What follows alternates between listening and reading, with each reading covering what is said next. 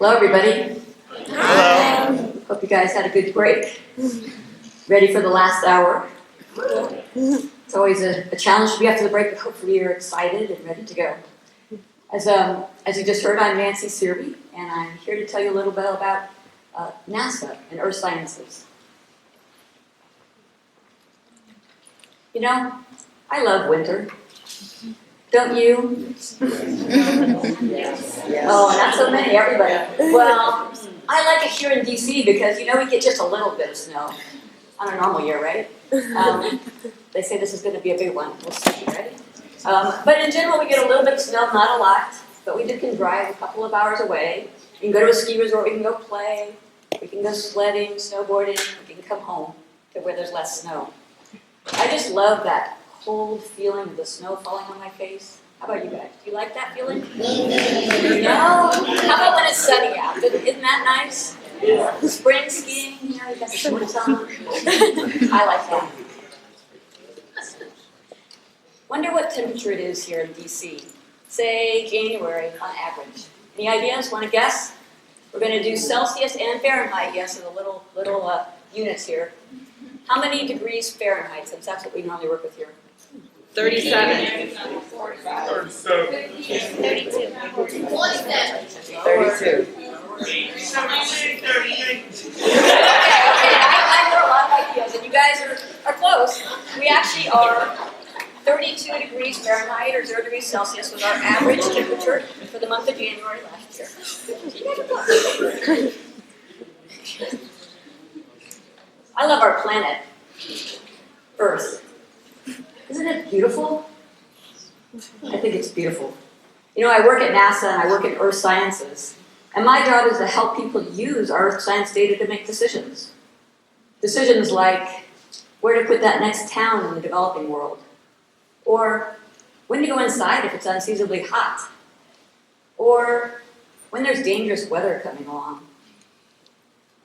I'm here today to share my love of this planet, of the people on this planet, and to tell you about the interconnectedness of us, the people, and the environment around us, the planet.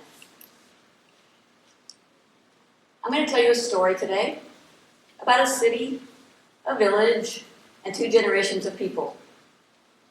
The city, well, of course, Washington, D.C., United States, that's where we are, right? Here's one for Washington, D.C. Woo! The other place is a village called Walunze.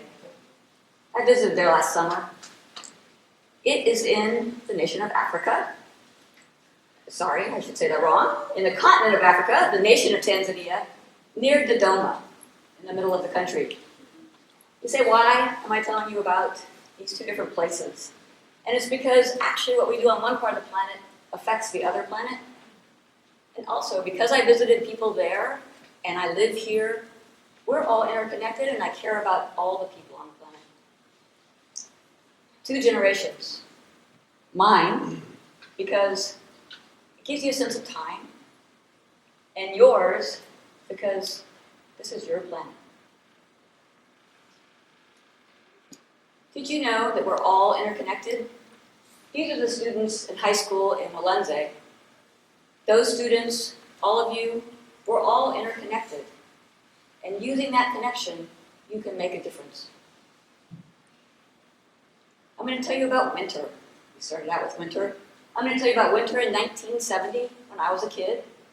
I'm going to tell you about winter now, 2010. And then I'm going to tell you about winter 40 years from now, what it might be like in 2050. This graph shows temperatures all around the world in January 1970. Historical data, monthly mean or monthly average temperatures in January. You can see some places are colder, blue. Some places are hotter, red. And you can see the United States was colder than Tanzania. This set of images makes it a little bit easier to see. On your left, you can see the United States, eastern half. You can see Washington, D.C., kind of in the middle of the coast. On the right, you can see the nation of Tanzania. Dodoma is right in the middle of the nation, and Walunze is a village right outside. And you can see, again, the temperature's a little bit closer on what's going on the east coast of the United States. And you can see that it was colder in the United States. And you can see the temperatures in Tanzania were quite a bit hotter. So if you don't like snow, go to Tanzania in the January timeframe. You can see it's quite warm there. So when I was a kid, 1970, we were driving our cars, operating our factories, going about life. In Tanzania, they didn't have cars. Life is a little bit slower there in Dodoma and Lomze. And in fact, it still is a little bit slower than our life here today. But we weren't so connected either. We didn't have cell phones, we didn't have internet. So really the people weren't communicating so much like we do today. But the environment still connected us, as it does today. What about now, 2010? What was it like? What's it like now? The Earth has warmed up a little bit. It's just under 1 degree Celsius, or just over 1 degree Fahrenheit warmer. We now have internet. We now have cell phones. We are now connected like never before. Our Earth's environment still connects us, and we know a lot more about our Earth. We've taken all that historical data of understanding how hot it's getting, what's going on with the rain, and now we can make models of the climate and think about the future. This graph shows you the difference in temperature between 1970 and 2010 a little bit easier. You can see on the y-axis of the graph, this is the temperature change in degrees Celsius over time. If we were going with normal variability of our planet, it would be following that green kind of squiggly line. But we're actually following that kind of bluish-purplish line and going up. Our planet's warming faster now. And in fact, it's because the pollution we're putting into our air is causing greenhouse gases. And those greenhouse gases kind of act like a greenhouse. You know how a greenhouse works where it traps the heat in so we can grow plants in the wintertime? So we can enjoy those strawberries in the wintertime? Or like melted Frosty the Snowman? Remember that? Think about winter. So we need to do something about controlling our emissions. And we need to do something now. And I believe that the connectedness of all of you with these cell phones that you have in your hands can make a difference in climate change. What's it going to be like, in 2050? 40 years from now. You'll be my age. That kind of gives you a hint of my age. The planet will be warmer, but by how much? This particular scenario shows what we in the science world call regional climate pathways. 8.5, don't worry about the name. But what it means is, this is what it's going to be like if we keep doing like we're doing now. We keep driving our cars, we keep using our electricity, all the things we do to create fossil fuel emissions. The Earth is going to continue to heat and to heat and to heat. And so it is that fact that we are all connected that I believe can make a difference, that you can then use those connections to make a difference and communicate about what we could do for climate change. Now, it's just a few degrees different. It's a little hard to even see in those pictures that was warmer in Tanzania. But those few degrees make a big difference in our life. When the whole planet as a whole warms up, the glaciers melt, the snow melts, and that causes the sea levels to rise. How many of you guys like to go to the ocean and go to the beach? All those people who didn't like the snow, right? You like the beach. Well, the problem is that the snow and the glaciers melt, the sea level rises. And those coasts that we all love to play on are encroached upon, and it puts the people and the beaches in danger. In those places that are warm and don't get a lot of rain, like that's a picture of Tanzania there, they get more drought. And in fact, we're having that problem in the United States too, right? We had some big droughts this summer. So those places get hotter and hotter. They can't support food for the people. And in fact, we start getting wildfires. You've seen that in the United States too, right? We've been having a lot more wildfires now. The smoke gets into the air and causes the emissions to be worse. And it's dangerous for everybody. Finally, storms are getting to be more severe. You guys remember El Derecho?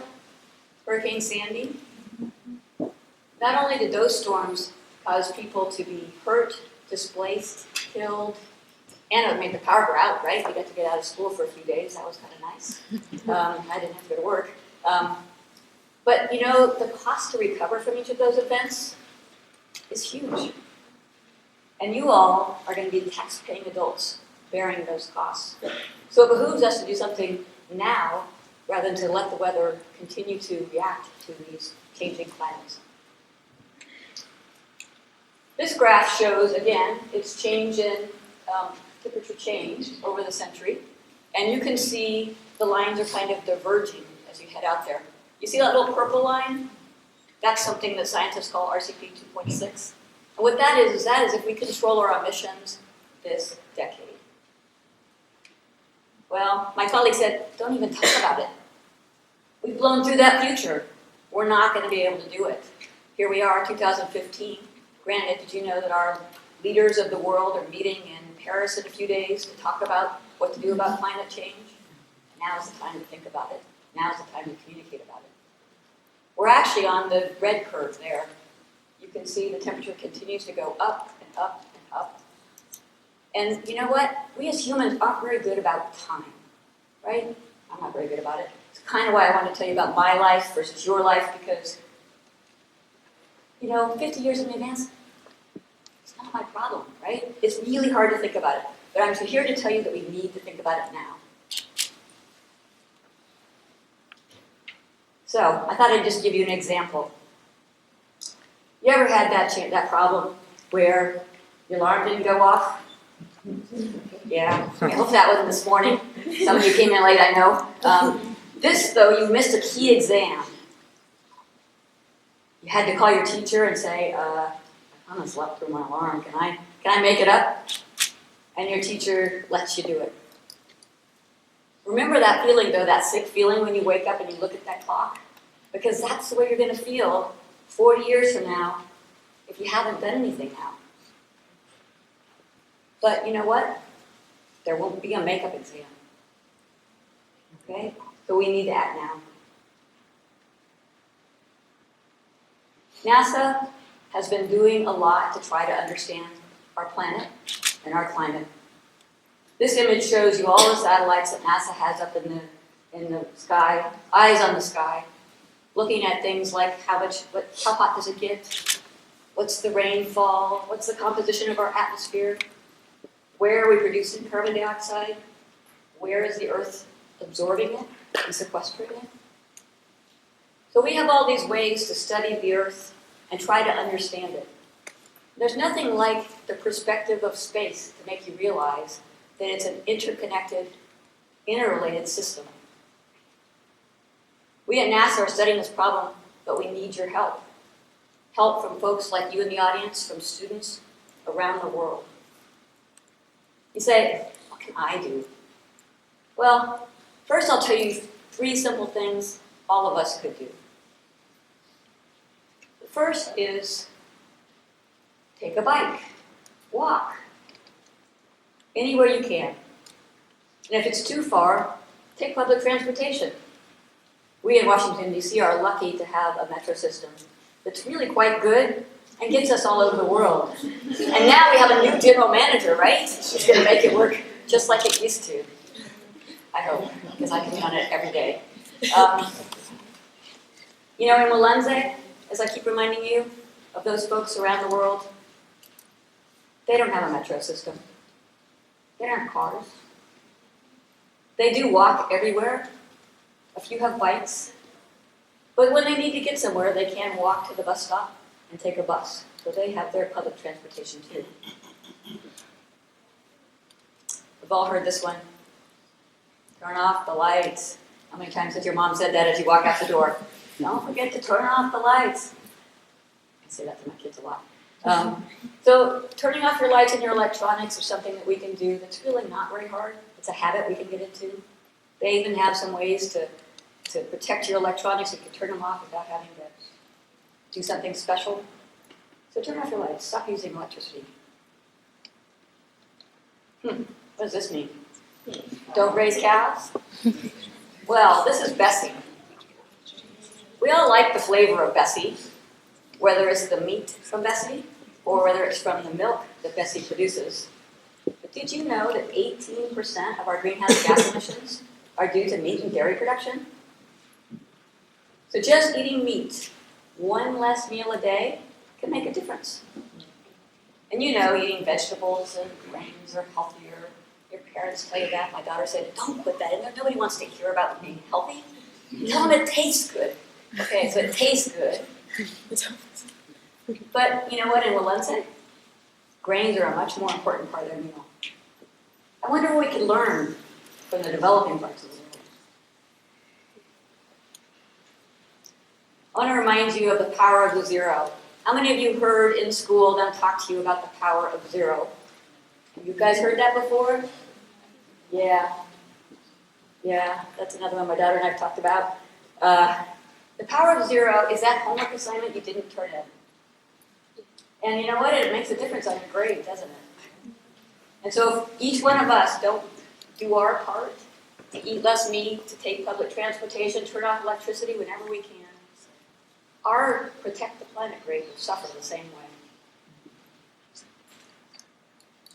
So that's something we can all do in the audience, whether you're the parents of the speakers or the high school students or the college students. But what uniquely can students do?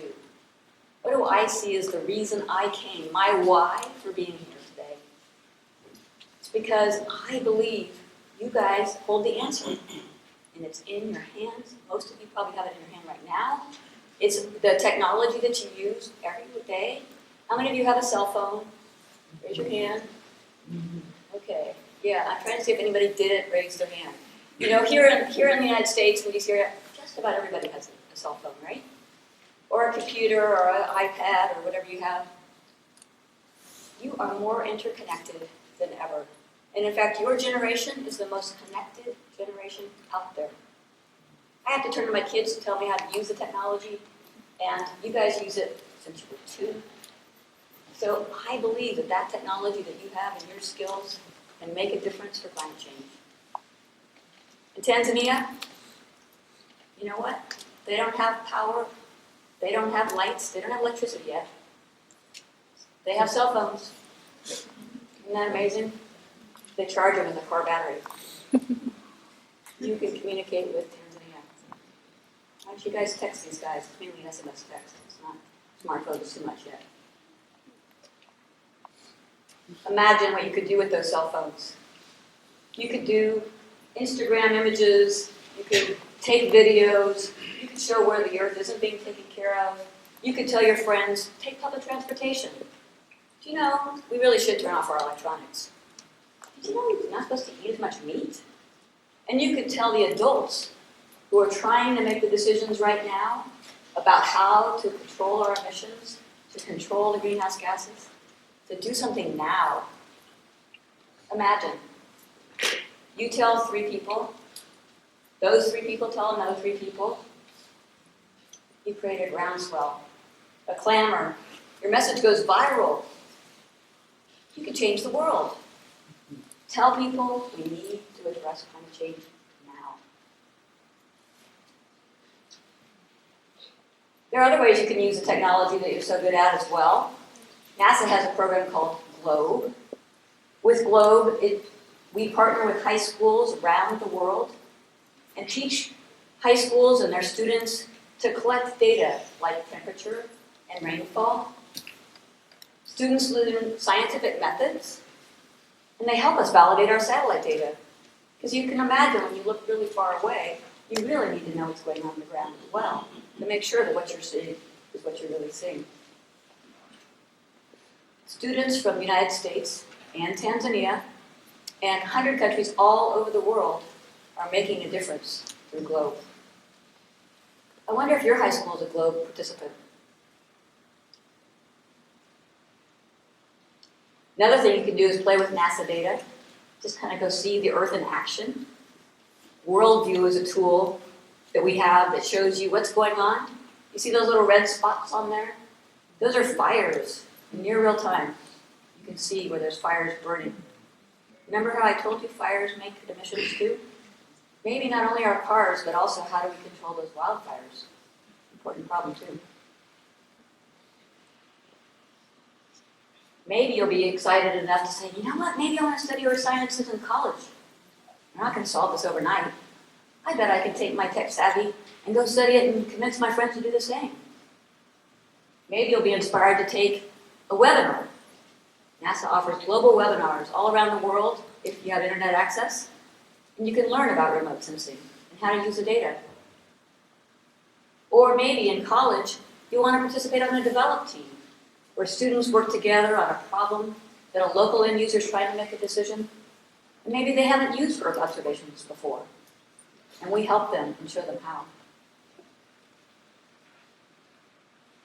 Another way you could really have some fun and use your creativity and critical thinking skills and all those things we heard about that are so important earlier today in one of the earlier talks is you can participate in an apps challenge or hackathon. They're fun and you can make money. Money's always a good thing, right? Yeah. Just closed yesterday, there was a contest. USDA and Microsoft held a contest. They were asking for people to develop apps to address climate change that affects our own food system in the United States so that we can have a more resilient food system, so we can make sure we have food for the future. Guess what the prize was? Guess how much? I wish. No, not that high. Lower, lower. Guess how much prize? 10,000. 1,000. We're getting closer. $25,000. That's a lot of money. I'd like that. Do something like that. So NASA has appathons too. Our next one starts April 22nd. Imagine what fun it might be to team up with your friends in this room, your newfound friends that you made when we had the break and we all had to chat together, your friends in Tanzania, your friends that you're connected to through social media around the world. Imagine you could get new job opportunities, you build new skills. I am convinced there is an application out there that you guys could design that people in my generation can't even think of and make a big difference for climate change. I started with this. I'll end with this. I love our planet. There's a really cool new thing that we just did. There's a satellite at a Lagrangian point that looks at our Earth all the time, so you don't have to be an astronaut standing on the moon anymore. You can actually go to this website that I list there, and you can see the Earth, the blue marble, every day. Go check it out. It's really, really cool. You can see the moon moving in front of the Earth. Fascinating.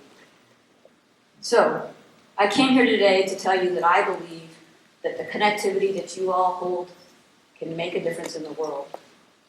I can envision a future where you have come up with the needed solutions. Our Earth's environment is cleaned up, our temperatures are stabilized. We, as humans on this planet, are helping each other maintain this planet. I believe that you in this room and students around the world can use the technology that we have, create new technology in the future, things I haven't even thought of in my generation. You in this room can change the world. You can make a difference. And we need you to act today. Thank you.